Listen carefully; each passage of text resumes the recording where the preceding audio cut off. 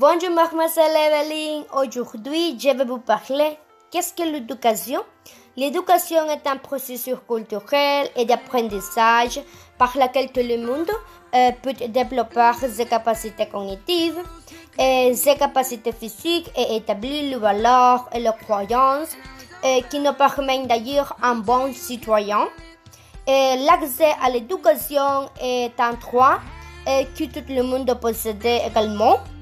De son importance et sa signification dans les différents domaines du développement humain. L'éducation va au-delà de l'acquisition ou du renforcement des connaissances, car c'est aussi un processus culturel qui nous permet de mieux comprendre notre contexte. En ce sens, l'éducation englobe différentes aspects transversaux tels que la culture, les valeurs, le développement cognitif et l'intervention sociale. Les philosophes occidentaux comme Socrate, Platon et Aristote pouvaient être considérés comme les premiers éducateurs.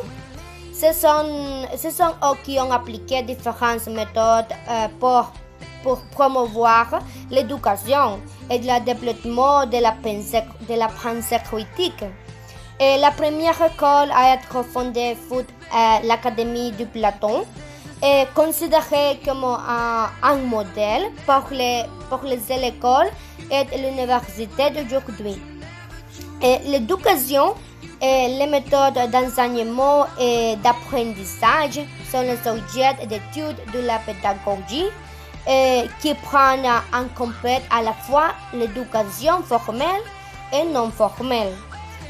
Principaux objectifs de l'éducation: développer les capacités cognitives, intellectuelles et physiques des jeunes, promouvoir la pensée critique, évaluer la compréhension des contenus enseignés, former des êtres humains libres de toute pensée et opinion, établir des valeurs éthiques, morales, intellectuelles, sociales, culturelles, humaines, entre autres.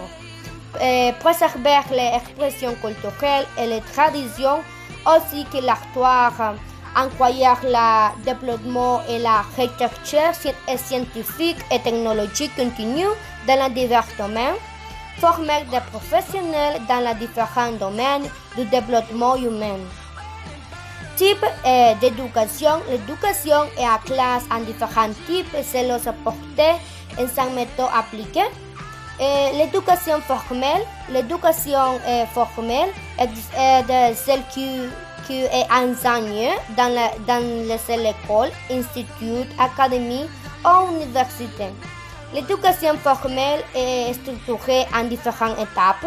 Éducation préscolaire ou la petite enfance. Il se réfère à l'éducation donnée entre 0 et 6 ans. Il formait le premier cycle de l'éducation. Enseignement primaire ou de base. Il couvre la période entre 6 et 12 ans selon la réglementation de chaque pays.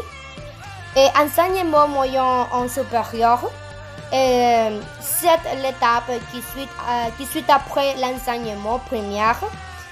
Il est également connu sur d'autres noms selon les pays, comme l'enseignement secondaire ou la lycée.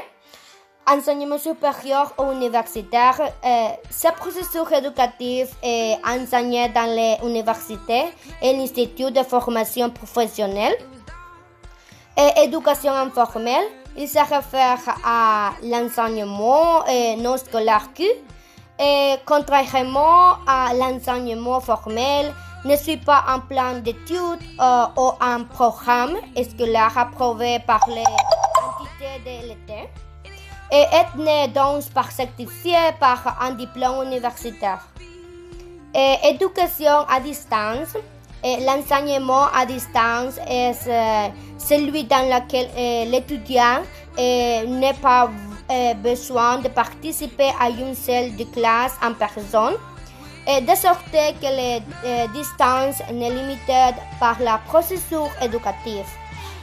Ils forment partie de l'enseignement universitaire formel. Merci.